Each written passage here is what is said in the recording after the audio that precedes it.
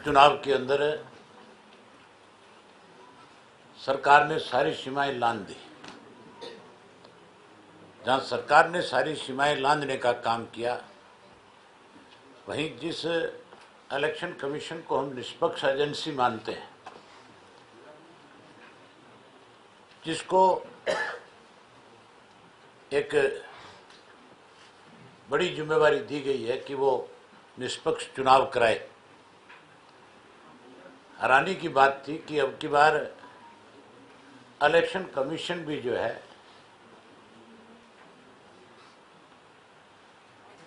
एक स्पाइनलेस व्यक्ति की तरह काम कर रहा था।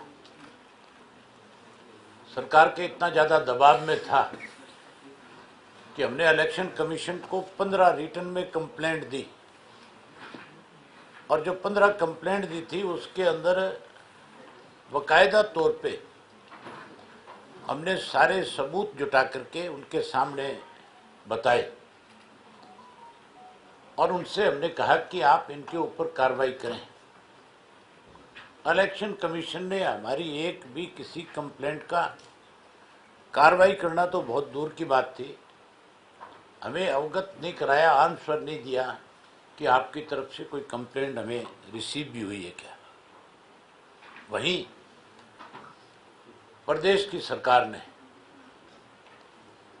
इस इलेक्शन को जीतने के लिए जहां सरकारी मशीनरी का डट करके दुरुपयोग किया, वहीं पहली दफा देखने को मिला कि पुलिस की गाड़ियों में पैसा भर करके आया और पुलिस के पहरे में ही पैसे को जो है डिस्ट्रीब्यूट किया गया। बाहर पुलिस खड़ी रहती थी गाड़ियां भर करके, और अंदर जो है मतदाताओं को लुभाने के लिए 10,000 से लेकर के 15,000 रुपये प्रति वोट के हिसाब से पैसा बांटा जा रहा था। हमने उनकी वीडियोग्राफी करके भी इलेक्शन कमीशन को दी।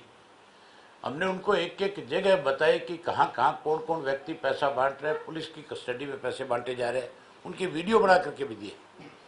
उसके बावजूद भी इलेक्शन कमीशन ने कोई संज्ञान नहीं लिया। किस तरह से मतलब पुलिस का वहाँ पे दुरुपयोग किया गया। उसके बावजूद इलाहाबाद का जो मतदाता था, जो केवल खेती पे निर्भर करने वाला था, उस मतदाता ने जहां मुझे 9,000 वोट ज़्यादा दिया पिछले चुनाव से, पीछे मुझे 57,000 कुछ वोट दिया गया था, अब की बार 8,000 वोट बढ़ा करके 65,000 वोट जो है 65,000 कुछ वोट मेरे पक्ष में उन्होंने डाले। तो 8.5 और 9 के आसपास के करीब मेरा वोट जो है, अब की बार मार्जिन पहले से वोट का बढ़ा। मेरा सबसे पहला मुद्दा किसानी का होगा। इन कृषि के 3 काले कानूनों को लेकर के जिस तरह से कांग्रेस के लोगों ने भाजपा के साथ मिल करके कहीं इस आंदोलन को कमजोर करने की कोशिश करी, उस आंदोलन को फिर से ताकत मिले, किसान को फिर मजबूती मिले। मेरा सबसे पहला मुद्दा इन 3 काले कानूनों के खिलाफ सरकार की घेराबंदी करना है। किसानों से मिलने कब जा रहे हैं? मैं बहुत जल्दी इसके लिए कार्यक्रम बनाऊंगा। मैं अभी उनसे संपर्क करके और सिंगू बॉर्डर भी जाऊंगा और टिकरी के बॉर्डर पे भी जाऊंगा, और मैं यूपी का जो बॉर्डर है गाजीपुर, वहाँ भी जाके आऊँगा, राजस्थान वाले बॉर्डर पे भी जाके आऊँगा, क्योंकि पहले भी मैं लगातार इन 4 बॉर्डर्स के ऊपर जाता रहा हूँ और वहाँ जा कर के किसानों से लगातार मिलता रहा हूँ।